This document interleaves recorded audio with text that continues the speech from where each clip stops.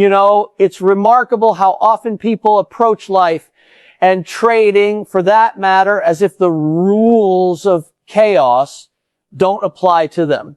They take chances, they overextend, they gamble with what they cannot afford to lose. And then, when disaster strikes, they act surprised. But the truth is, the storm was always coming. You either prepare for it, or you're destroyed by it. That's why position sizing and risk management are not just techniques for financial survival. They are fundamental principles of order itself. If you can't master them, you won't last. If you can, you don't just survive, you thrive. Risk is the very essence of life. Every time you step outside your door, you face it. Every decision you make carries with it the weight of uncertainty. The truth is, there is no such thing as safety without risk. And yet, most people spend their lives either pretending that risk doesn't exist or engaging with it recklessly as though the consequences will somehow not apply to them. In the financial world, in the markets and trading, this mistake is fatal. Risk is not the enemy. Denial is the enemy. Arrogance is the enemy. What destroys people is not risk itself, but their refusal to recognize its inevitability and their failure to prepare for its consequences. Think about it like this. You cannot avoid storms, but you can build a shelter. You cannot prevent the sea from rising, but you can learn to swim, and you can build a boat strong enough to endure the waves. In markets, it is precisely the same. Risk is everywhere. Every trade you place is a step into uncertainty. You might be wrong. The system might fail. An event beyond your control might unfold. But the trader who thrives, the investor who lasts, the person who succeeds, they don't waste their energy wishing the storm away. Instead, they accept it, they expect it, they plan for it. This acceptance is the foundation of risk management. Because once you admit that you cannot eliminate risk, you free yourself to ask the real question. How do I make sure that when the inevitable happens, when the trade goes against me, when the position fails, I am not destroyed? That shift from denial to acceptance is the mark of maturity. It's the difference between a gambler and a professional. A gambler throws money on the table and hopes luck will carry them through. A professional calculates exactly how much they can lose and then makes certain that no outcome, no matter how brutal, can wipe them out completely. The illusion of certainty is seductive. People love to believe in guarantees, in foolproof systems, in predictions that claim to see the future. And yet, if you live long enough, you realize that certainty is the greatest fraud of all. Nothing is guaranteed. The market doesn't owe you clarity, and it certainly doesn't owe you success. What you can control is not the outcome, but the exposure. You can decide how much of your capital you are willing to risk. You can decide where you draw the line. You can decide in advance that no single trade, no single investment will ever have the power to destroy you. This is why destruction is optional. The markets will always be chaotic, but ruin comes only when you position yourself so recklessly that the inevitable strike wipes you out completely. People often confuse bravery with recklessness. They think taking huge risks is courage. But real courage is knowing the danger, calculating its weight, and stepping into the arena with safeguards in place. Courage is not blind, it's disciplined. Imagine two traders. One puts half his account on a single trade. He tells himself he's confident that he believes in the setup, that this time he just knows he's right. He might even win for a while. But eventually, the market will turn against him, and when it does, half his capital is gone in an instant. He is shaken, demoralized, often broken. The other trader sizes his position small. He risks a fraction, maybe 1 or 2%. The trade fails, but the loss is manageable. It stings, yes, but it doesn't cripple him. He lives to fight another day. Over time, it is not the bold gambler who wins. It is the disciplined survivor. This principle applies far beyond trading. Think about your life. If you risk everything on one decision, one person, one fragile hope, you expose yourself to the possibility of total collapse. But if you spread your risks, if you act with foresight, if you plan for failure before it arrives, you gain resilience. And resilience is the foundation of strength. So when you face risk, and you always will, remember this destruction is not inevitable. It happens only when you refuse to respect the reality of uncertainty. It happens only when you take more than you can handle. The wise learn to endure the storm not by pretending it isn't coming, but by preparing so thoroughly that when it hits, they stand firm. And that, in the end, is what separates those who last from those who vanish. Humility is not a weakness.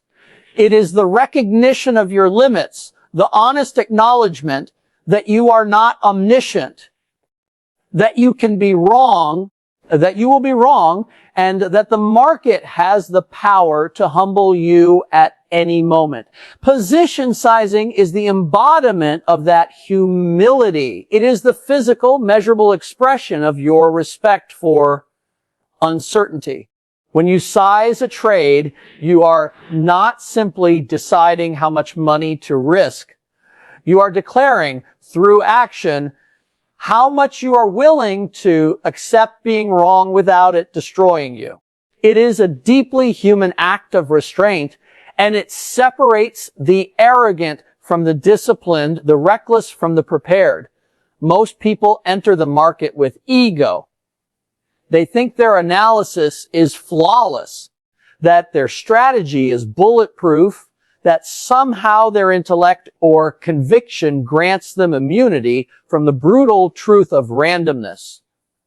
But markets are merciless teachers, and the first lesson they deliver to arrogance is devastation. Overconfidence magnifies losses. Overconfidence leads to oversized positions, and oversized positions turn small mistakes into catastrophic failures. The trader who believes he cannot be wrong ends up betting so heavily that one inevitable miscalculation ends his career. Contrast that with the trader who acts with humility. This person does not presume certainty. Instead, he acknowledges that even the best analysis carries, that even the strongest conviction can be shattered by unforeseen events. That probability does not mean guarantee. And so, rather than risk everything, he risks a fraction. He sizes his positions modestly with respect for the unpredictable nature of the world. When he is wrong, as he inevitably will be, the damage is contained. He learns, he adjusts, and he survives. That survival is everything, because survival buys time, and time compounds skill, wisdom, and capital. It's a strange paradox. The person who admits he can be wrong and acts accordingly ends up being right more often in the long run. Why? Because his humility allows him to stay in the game long enough to let probability work in his favor. He does not self-destruct when things go against him. He accepts small losses with grace rather than turning them into disasters with denial. His humility is not passive. It is active discipline, a strategic choice that transforms weakness into strength. Consider what it really means to size a position appropriately. It means saying, I don't know everything, and that's okay. I am strong enough to admit my limitations, and I will not allow my pride to blind that act. Repeated trade after trade builds a fortress of resilience. It is not the size of the single victory that matters. It is the accumulation of many battles fought wisely. And that is only possible when each position is sized in proportion to your ability to endure loss. This principle extends far beyond trading. In life, humility is the recognition that you don't have infinite resources of time, energy, or emotional capital. If you pour everything into a single relationship, a single opportunity, a single fragile hope, you make yourself vulnerable to complete collapse if it fails. But if you approach life with humility, acknowledging that not everything will work out, you distribute your effort wisely, you invest in multiple areas, you manage your expectations, you prepare for disappointment. And because of that, you are not destroyed when one path closes. You simply adjust and continue forward. Arrogance says, I will win because I must win. Humility says, I may lose, but I will endure. And the paradox is that humility, though it seems cautious, actually produces greater strength and greater victories in the long run. Position sizing is the disciplined form of that humility. It is saying to the market, I respect your power. I do not control you. I can only control myself. And in that admission, you discover freedom. Because once you are no longer enslaved by the illusion of control, you can focus entirely on the only thing that matters: consistent, disciplined execution over time. Think of the greatest investors and traders in history. They did not survive decades in the markets by being reckless or arrogant. They survived because they understood that humility protects capital. They survived because they knew one truth: every position has the potential to be wrong, and so they never bet so much that being wrong would take them out of the game. They won not because they were always right, but because they were always able to continue. Humility in position sizing is a reminder that you are not battling the market. You are battling yourself, your fear, your greed, your ego. Every time you size a position correctly, you are not just protecting capital, you are training your mind to respect reality, to bow to truth, to acknowledge that you are human and fallible. That humility is the foundation of mastery, and without it, destruction is inevitable. One of the greatest mistakes people make in the markets and in life is believing they can negotiate with reality after the fact. They enter a position with vague intentions, with no clear boundaries, and when the trade turns against them, they hesitate. They delay. They tell themselves, it will come back. They cling to hope as though hope itself has the power to alter the cold mathematics of risk. But the truth is merciless. Without predefined limits, without a clear plan for what you are willing to lose, the market will decide for you. And the market always extracts a higher price than you expect. Predefining your loss is not about pessimism. It is about responsibility. It is the act of saying, I know the boundaries of my tolerance.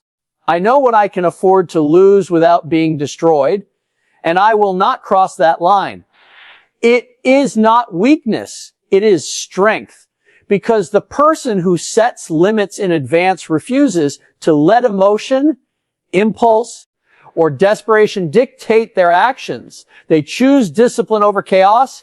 They choose survival over self-delusion. Think about what happens when you fail to define a loss. You enter a position with optimism, convinced that the outcome will be favorable. But markets are unpredictable, and suddenly the trade moves against you. At first, the loss is small, manageable. But instead of cutting it, you rationalize. You tell yourself it's temporary. You wait. The loss grows larger. Now it stings, and pride begins to interfere.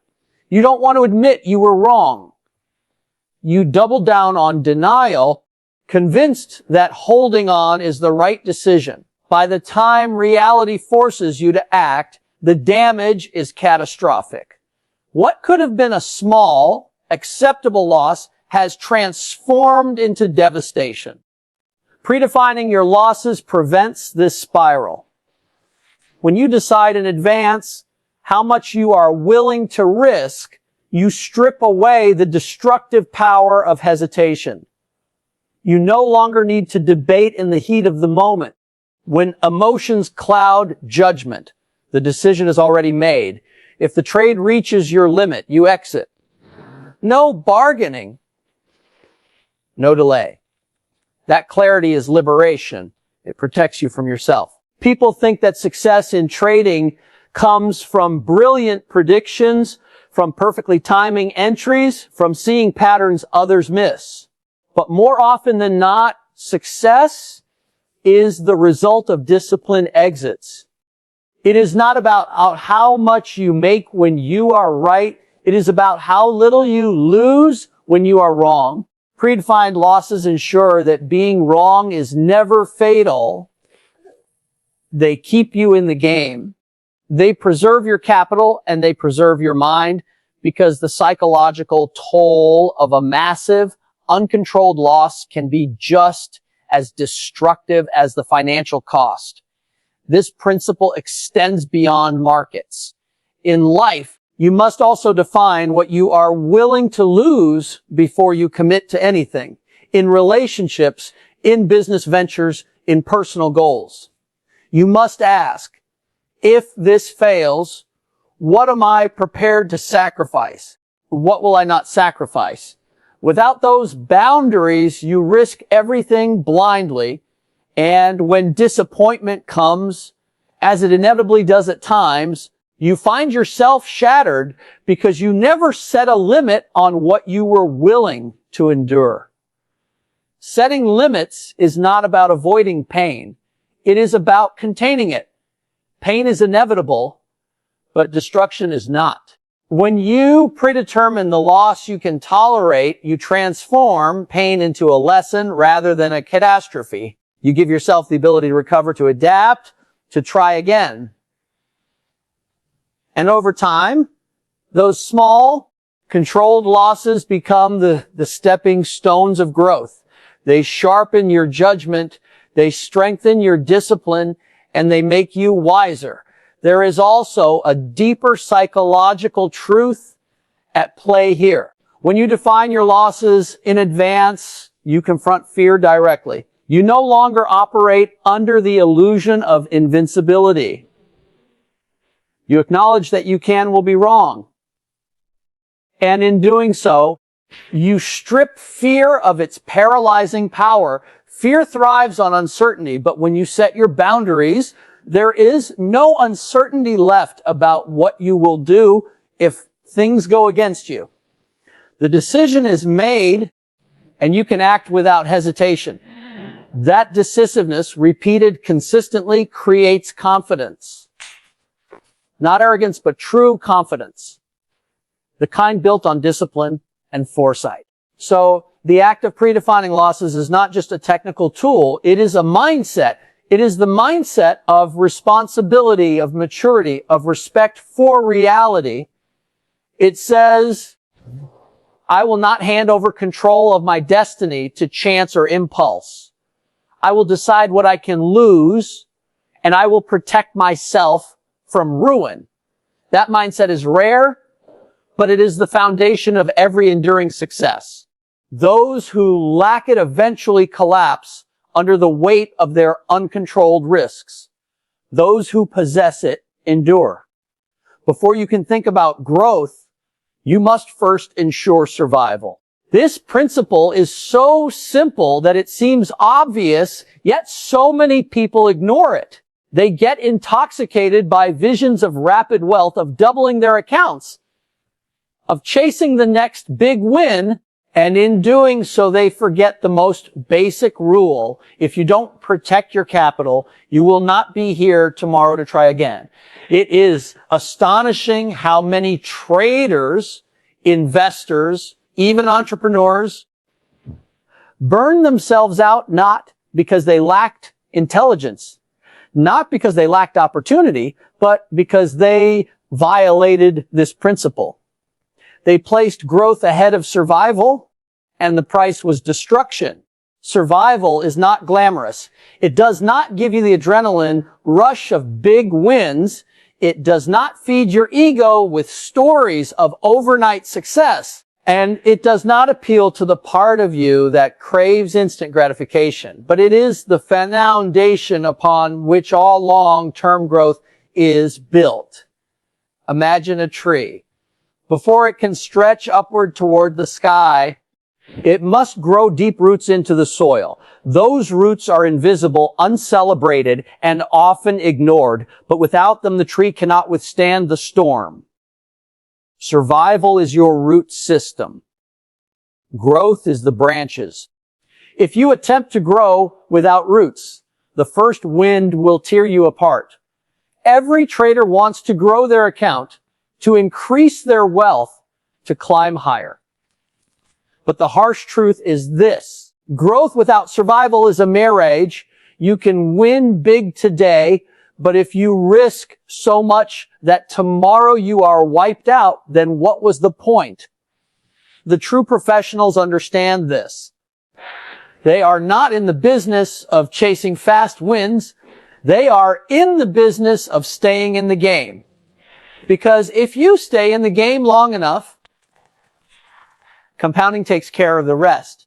Growth is the natural consequence of survival repeated day after day, trade after trade. Survival requires restraint. It requires discipline to cut losses when they are small, patience to wait for high quality setups, and humility to accept that protecting capital matters more than chasing dreams of quick riches. You will often feel the pull of temptation, the urge to go bigger, to risk more, to reach for a shortcut. But every shortcut carries hidden danger. The disciplined survivor resists that temptation because he knows what is at stake. He knows that the markets are not kind to arrogance, and that the graveyards of trading are filled with people who could not resist overreaching. Think about the compounding effect. If you protect your capital and grow it slowly, steadily, even modestly, the power of compounding transforms small gains into enormous results over time. But compounding only works if you are still here. Blow up your account once, and compounding resets to zero. Blow up your account twice, and you might not recover at all. It is the consistent survivor, not the reckless gambler, who reaps the rewards of exponential growth. This principle applies to life as much as to trading. In your career, in your relationships, in your health, you cannot pursue growth if you are not first protecting the foundation. A person who burns themselves out chasing promotions will not be around to enjoy success. A person who risks everything emotionally in a relationship without boundaries may not recover when it collapses. A person who ignores their health in the pursuit of money will eventually realize that without survival, all growth becomes meaningless. The order is always the same: protect the foundation, then build upon it. Survival is not passive. It is not about hiding from risk or avoiding opportunity. It is about engaging with the world in a way that ensures longevity. It is the active decision to play the long game, to endure setbacks without being destroyed, to prioritize resilience over thrill seeking. The survivor is not timid. The survivor is strong precisely because they understand what must be preserved at all costs. Many people confuse survival with stagnation. They think that if they are not pushing aggressively, they are falling behind. But that is short-sighted thinking. Real progress comes not sprinting recklessly, but from walking steadily, consistently, without collapse. The tortoise survives and eventually outpaces the hare because he never leaves the race. The markets reward that same mindset. Small, consistent gains protected by survival strategies will surpass the reckless swings of gamblers who rise quickly but fall even faster. The order is non-negotiable. Survival first, growth second. Growth is meaningless without survival. You cannot expand if you do not endure. You cannot prosper if you do not preserve. The truth is simple, but it is the kind of truth that separates those who last a lifetime from those who vanish in a season. Impulse is seductive. It whispers to you in the heat of the moment, urging you to act without thought, to chase the thrill, to believe that instinct alone is enough to win. In trading, impulse shows up as over, leveraging after a streak of wins, doubling down on a losing position, entering a trade without analysis because it just feels right, gives you a rush, a spark of excitement, of the illusion of control. But what impulse really does is strip away your defenses. It blinds you to the reality of probability, to the truth of risk, and in doing so, it leaves you vulnerable to destruction. Discipline, by contrast, is not glamorous. It is not thrilling. It does not flood your veins with adrenaline. Discipline is steady, quiet, unyielding. It is the choice to follow your rules when your emotions scream for you to abandon them. And though it lacks the immediate intoxication of impulse, discipline always wins in the long run. The difference between impulse and discipline is the difference between chaos and order. Impulse is reactive, driven by fear, greed, excitement, desperation, or it thrives in uncertainty, but it thrives in a way that consumes you. Discipline, on the other hand, is proactive. It is the decision made before the storm arrives. It is the plan set in stone, followed not because it feels good in the moment, but because you know it leads to survival and success over time. Impulse is a child demanding candy now. Discipline is the adult who understand patience that pain restraint lead to greater rewards later. In markets, impulse will always tempt you. When you see a stock spiking upward, impulse tells you to jump in at the top. When you see your trade sinking, impulse begs you to hold on a little longer, just in case it turns around. When you've had a string of losses, impulse demands revenge. It wants you to bet big to reclaim your pride. Every one of these impulses feels powerful in the moment, but they all share one trait. They lead you away from rationality, away from structure, away from the very principles that keep you alive. Discipline, however, does not care about momentary feelings. Discipline is the execution of your plan regardless of emotional pressure. It says, I will not chase. I will not hold past my limit. I will not risk more than I decided beforehand. It is calm in the storm, and it is that calm that separates the survivor from the casualty. The strength of discipline is not measured when things are easy. Anyone can follow rules when trades are working out, when life is going smoothly, when the environment feels safe. Discipline is truly tested in adversity. When losses pile up, when fear grips you, when greed pushes you to take reckless shortcuts. The undisciplined crumble under that pressure, but the disciplined endure. They endure not because they feel less emotion, but because they act in alignment with principle rather than emotion. That is the heart of discipline, acting according to truth rather than feeling. Impulse is short-term by nature. It is about immediate gratification, immediate relief, immediate excitement. Discipline is long-term. It is about compounding small gains, protecting capital, and letting consistency build unstoppable momentum over time. In the same way that impulse spending destroys financial stability in life, impulsive trading destroys capital in the markets. And just as disciplined saving and investing create wealth outside the markets, disciplined trading creates sustainable success inside them. The law is the same in every arena of life. Discipline defeats impulse. Discipline is not a restriction, it is freedom. To the impulsive, rules feel like chains. But to the disciplined, rules are structure, and structure is liberation.